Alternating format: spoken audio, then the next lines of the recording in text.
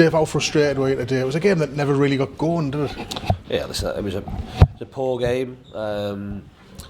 Poor game that looked like two teams that were tired, if you like, a little bit over the Christmas period. I don't like to say use that as an excuse. And yeah, I suppose in essence, if you stood in front of in front of the camera saying it's a poor game, look, we've got a 0-0 out of it, then you're still, I suppose, frustrated and disappointed, but you move on. And in games like that are, I suppose, a little bit of an arm wrestle, it can be decided on moments, and we should score from the corner one end, and within a minute the ball's in our net from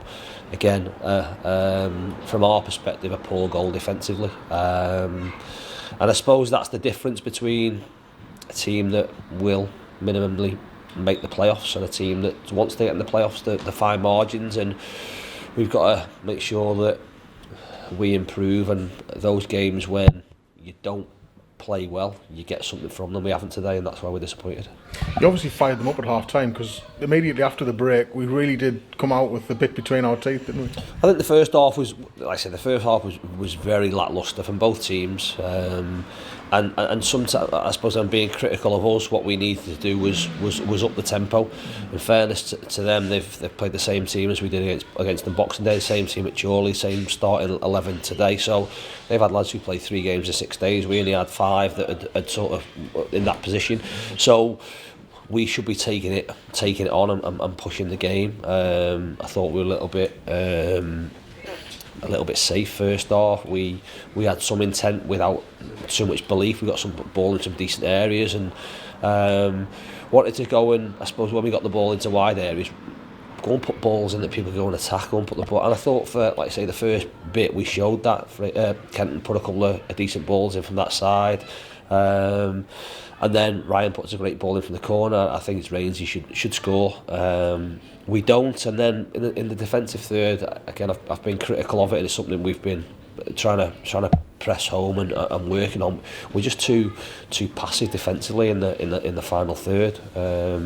We stand off people. We tend to try and jockey and not back ourselves defensively in the final third. Whether that's because we don't trust ourselves to defend 1v1, but we stand off them, they play through us, a ball goes in the box, and then again, I'm not sure, it's difficult to see how it ends up in the goal, but ultimately that's the deciding factor in a tight game. And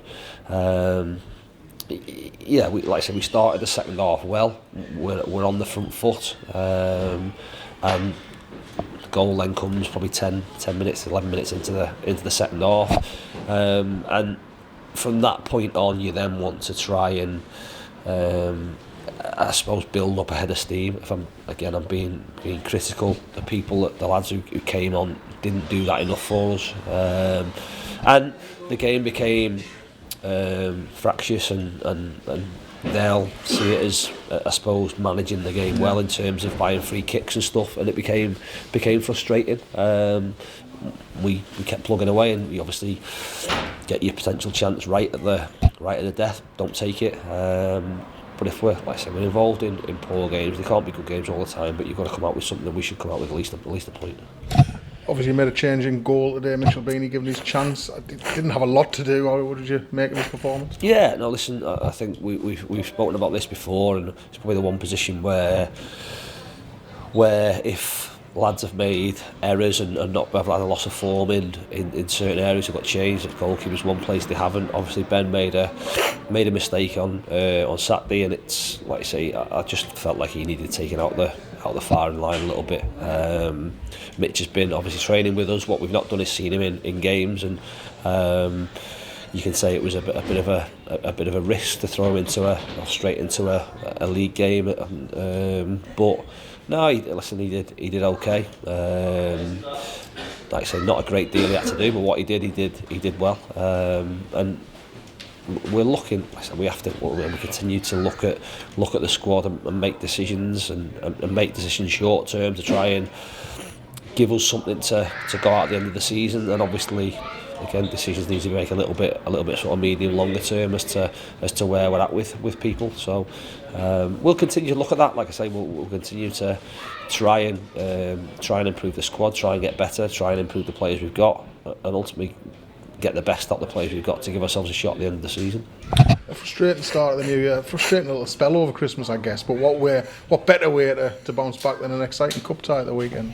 Yeah, it is. It's an exciting cup tie against the team that are exciting today. They've lost, but obviously in a richer vein of form. Good side, difficult place to go.